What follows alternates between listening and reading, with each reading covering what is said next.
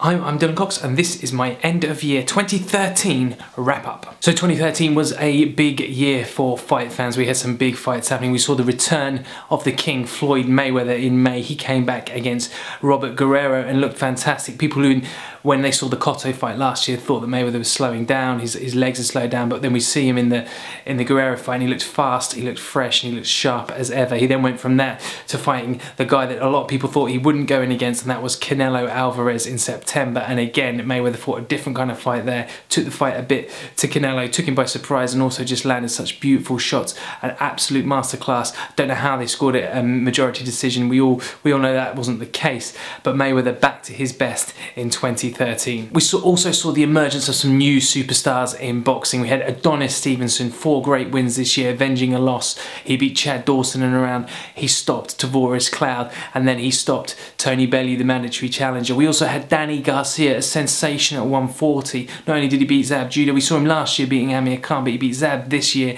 and then he went on to arguably the biggest win of his career, beating Lucas Matisse and showing his raw boxing skill, but also his heart. And Matisse didn't have an answer for the speed and skills there. His eye closed up. Garcia, a candidate for Fighter of the Year there. Big punching Gennady Golovkin also lit up the scene this year. One dominant performance against Matthew Macklin sticks to mind, and that was the body shot knockout that he got over Macklin. There were some cracking fights as well for the fans. Early in the year we had Timothy Bradley and Ruslan Provodnikov. Provodnikov came out like a bull out of the gates and really hurt. Bradley had him down in the last round, you know, just all over the place. He looked sort of semi-unconscious after the fight, Bradley, who had been such a war, but showed such grit and determination to get through it. And he just scraped by Provodnikov. Provodnikov then gave us another great fight against Alvarado. Alvarado gave us a great fight against Rios. It was just fights left, right and centre. We were getting big fights. Big year as well for Rigondeaux. Rigondeaux beat Donaire at Canter, just so skillful, so slick. You know, not the easiest guy to watch. Beat Agbeko recently as well. But what a year for Rigondeaux. I mean, he's put himself right up there in the pound for pound stakes, and he just looked fantastic. We saw the return of Andre Ward as well. Andre came back recently and looked in dominant fashion, coming back from shoulder injury, and hopefully in 2014 we'll see him back in the mix with some of the top super middleweights, although he's beat most of them. But maybe a Groves Ward fight, we could see that, that'd be good. Lucas Matisse stopping Lamont Peterson earlier in the year. That short left hook dropped him and then finished him off in the 3rd round. Great fight there. We had Mikey Garcia undefeated and beating top guys like Salido, Juan Mar Lopez, and then he beat Rocky Martinez to finish the year. It's a great year for him. We had Jesus Sotocaris versus Berto, a great back and forth war there. Sotocaris winning that, then losing to Thurman at the end of the year. It just kept going. We also had MAIDANA Broner at the end of the year. Broner had a good start to the year, down at 135, then up at welterweight, beating Paulie Malignaggi, and then he has a fight with MAIDANA that he just looks too small for. He gets beaten and pushed around and doesn't speak after the fight. It's, you know, you couldn't predict these things at the beginning of the year. Abner Mares, Golden Boy hyping him to the high heavens, stopped and around by Johnny Gonzalez. That fight is supposed to be rematchable in February next year, but we hear that Gonzalez has hurt his hand in training, so that's going to be delayed. But no one saw that coming. Gonzalez just steamrolling him in the 1st round. There was Kawase versus Suchia, the Nietes versus Fuentes draw. There was Figueroa versus Arakawa, just amazing fights at all different levels of the sport. It was a mixed year for Brits on the world scene and domestically. We had new world champions at the end of the year. Stewie Hall came the IBF bantamweight title, a title that Jane McDonnell had already won earlier in the year and then wrongfully or rightfully got stripped of it.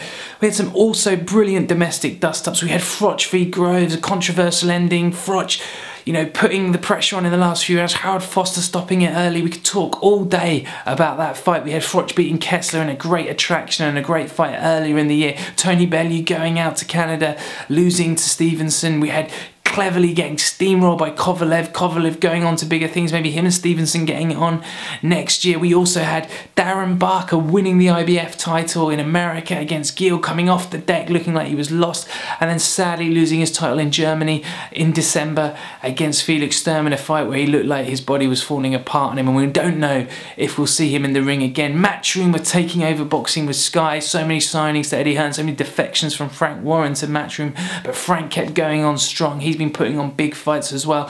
He's got Derek Chisora back in form and looking to challenge for world titles next year. The Copper Box is looking like a good arena to have fights in. We had the Olympians, Luke Campbell, we had Anthony Ogogo, we had Anthony Joshua, all looking good and undefeated this year and showing that there is a way. We had the Smiths brothers, 3 brothers, British champions at one time, unheard of. We had Callum Smith, a revelation. We had Cal Yafai and then he got injured. There's just so many prospects, so many good things happening boxing up and down the country. And then we had Tyson Fury going over to the States on network television over there, beating Steve Cunningham in a back and forth, up and down kind of fight, getting the interest generated. And then the big super fight that was supposed to happen, Fury versus HAYE. David HAYE, we went to the press conference there, we saw them talking. HAYE looked ready to do business. Fury was all over it, hyping it up to the high heavens. HAYE pulls out, cuts his eye just 7 days before the fight in sparring, big cut over the eye. Gets rescheduled for February next year, and then HAYE pulls out with a shoulder injury, has the operation on it. And that fight seems dead in the water, and HAYE's career hangs in the balance. HAYE, don't forget, was supposed to fight Manuel Cha earlier in the year, pulled out of that fight. Ricky Burns, he struggled earlier in the year against Gonzalez, looked like he was down on the cards. Gonzalez gets pulled out from his corner, citing a hand injury, but really we don't know if he had the heart to see it through to the 12th round. We'll never know about that. And then Beltran, the draw, the judges' scorecards, we just don't know what Ricky Burns can do next year. He's got Crawford in the new year, that's been lined up. It's just been up and downs for British boxing. Kell Brook, another fighter who disappointed this year, I guess, because he never got his opportunity for injuries and whatever with Alexander. That fight's gone. Then they'll be looking at a Thurman fight, a Sean Porter fight in the new year for Kell Brook. But has he got the dedication and determination to see that through? We don't know. It's going to be a big 2014. Well, that concludes my 2013 wrap up. I didn't get all the fights in. I wanted to do more small horse stuff, more trade fights. You know, Saunders versus Ryder was a great fight. All this stuff, but I can't cram it in because, you know, it's Christmas, it's New Year. You don't want to be watching this for hours on end. But you get a snapshot of what went on this year, and don't forget to stay tuned to my next video. It'll be coming up shortly, and that's where I'm going to be giving out my awards. I'm going to be talking about the fight of the year, the fighter of the year, the trainer of the year, promoter of the year, etc. So don't forget to comment, like and share on this video. Subscribe to the channel, and everybody out there, Happy New Year. Hope you've had a great festive season with your families, your loved ones, your friends, and I'll see you in 2014. Stay tuned to the channel with that awards video coming up very shortly.